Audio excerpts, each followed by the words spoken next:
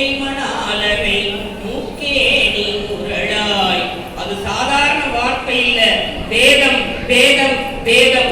சிவம் எப்படி இருப்பான், சக்தி எப்படி இருப்பான்னு அது தத்துவமா நம்ம கண் முன்னாடி காண்பித்தது.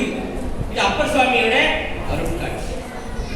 இன்னும் அப்பர் சுவாமியோட அருட்காட்சி சொல்லிக்கிட்டே போகணும் வைங்களேன். நீங்க ஒரு மாசம் நம்ம ஐயா சொல்லி சாப்பாடு போடு நாம் பாட்டு சொல்லிக்கிட்டே இருக்க கேட்கறதுக்கான மதம் விஷயம். வேற எதையோ கேட்கறதுக்காக நிறைய வர்றாங்க.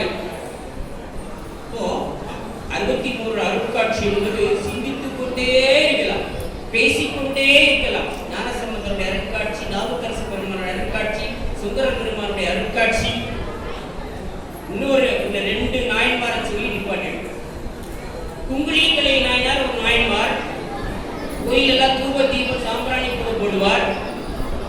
சாமி பார்க்கிறார், இன்னும் வறுமை கொடுத்துருவோமே, வறுமை கொடுத்தாலும் இதே கொஸ்டின் இருப்பான்னு பார்ப்போமே, வறுமையை கொடுக்கிறார். வறுமை குங்குளித்து வாங்கி கூத்தாடிட்டு இருந்தார்.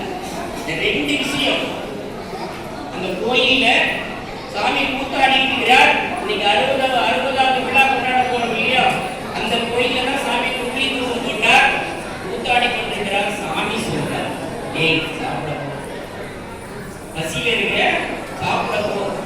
திருக்கடவுர் பெருமான் சொன்னார் சாப்பிட போ. நமக்கு என்ன தோணும், தப்பா திருமாங்கலை கொடுத்து விட்டாங்க, நாம் அதை கொண்டாந்து கூத்தாடிட்டு இருக்கிறோம், இந்த சாப்பிட போ சொல்றாரு. ஏதாவது சந்தேகம் வரும், சந்தேகப்படவே இல்லை, சாமி சொல்லிட்டார். திருக்கடவுர் பெருமான் சொல்லிட்டார், வீட்டுக்கு போறார். அந்த குபேரன் மூலமா சாமி கொட்டி வச்சிருக்கார். ரொம்ப மைனூட்டான விஷயம். சேக்கிழார் பெருமான் பாடுறார், இல்லத்த முதலால் இவ்விளைவெல்லாம் எண்கொள். குபேரன் அவன்